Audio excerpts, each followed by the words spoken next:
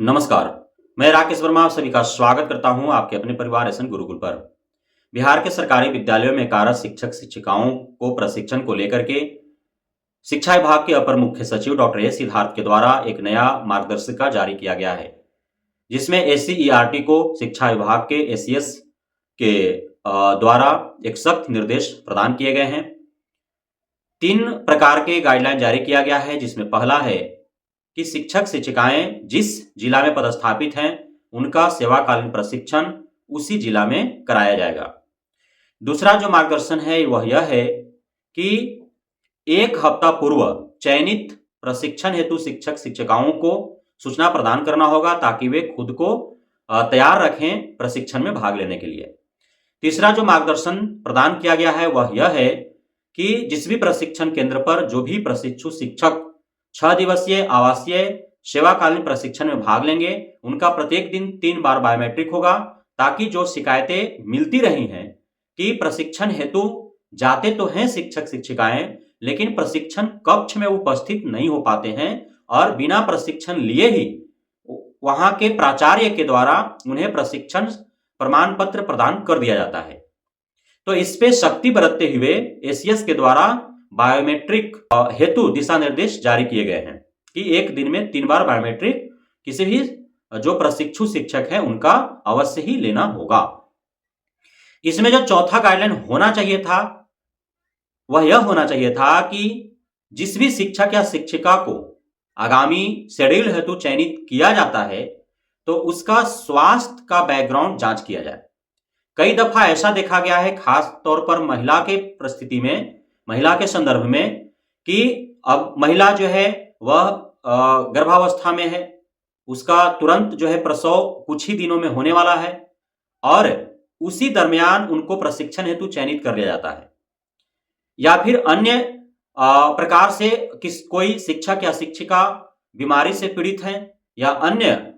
कार्य में संलग्न है और उसी दरमियान उनका चयन हो जाता है।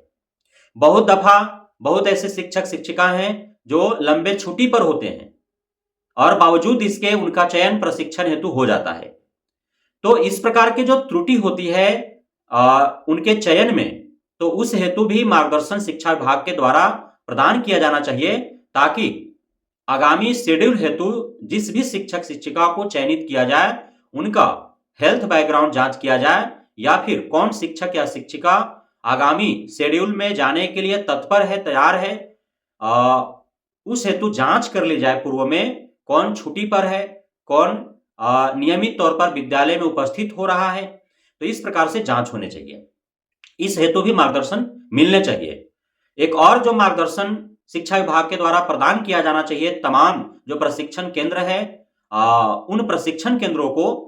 कि प्रत्येक जो शेड्यूल जारी होता है उससे पूर्व संडे एक दिन जो गैप होता है, क्योंकि मंडे टू सैटरडे ट्रेनिंग होता है और संडे गैप होता है, तो प्रत्येक संडे को उस प्रशिक्षण केंद्र पर बिजली की व्यवस्था क्या है, लाइटिंग का व्यवस्था क्या है, वहां पे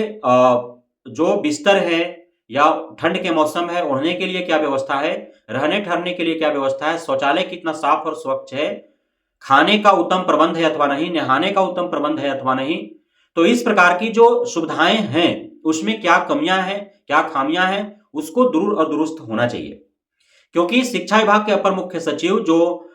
एक दिन में 3 बार बायोमेट्रिक लिए जाने का जो निर्देश प्रदान किए हैं वह इस वजह से किए हैं कि बहुत ऐसे शिक्षक और शिक्षिका हैं जो प्रशिक्षण केंद्र पर जाते हैं लेकिन वहां ठहरते नहीं है, रहते नहीं है, खाते नहीं है, वो दूसरे जगह कमरे लेकर के ठहरते रहते खाते हैं और प्रशिक्षण कक्ष में वो जाते हैं या फिर नहीं भी जाते हैं। तो उसके पीछे का मुख्य रीजन यह है कि बहुत ऐसे प्रशिक्षण केंद्र है जहां पे तमाम तरह की असुविधाएं हैं, कोई सुविधा ही नहीं है, न वहां बिजली है, न पेयजल की व्यवस्था है, न रहने ठहरने के लिए उत्तम प्रबंध है, न खाने के लिए जो है पोषण आहार मिल पाता है सही ढंग से, जो है स्वच्छ जो है ताजा भोजन मिल पाता है, नहाने के लिए सुविधा उपलब्ध नहीं हो पाता है, जो शौचालय है या फिर स्नाना घर है वह जो साफ और स्वच्छ नहीं होता है। तो तमाम तरह की असुविधाओं के कारण जो है वे शिक्षक शिक्षिका आवास से बाहर रहना वो पसंद करते हैं, जिसके कारण वो प्रशिक्षण में कभी कभार भाग भी नहीं ले पाते हैं। तो शिक्षा विभाग के अपर मुख्य सचिव को इन तमाम तरह के असुविधाओं पर ध्यान देना चाहिए और सुविधा मुहैया कराना चाहिए। बहुत बहुत धन्यवाद आप सभी साथियों का हमारे साथ जुड़े रहने के लिए, बने रहने के लिए, मित्र प्यार देने के लिए, हमें भरोसा बनाए रखने के लिए।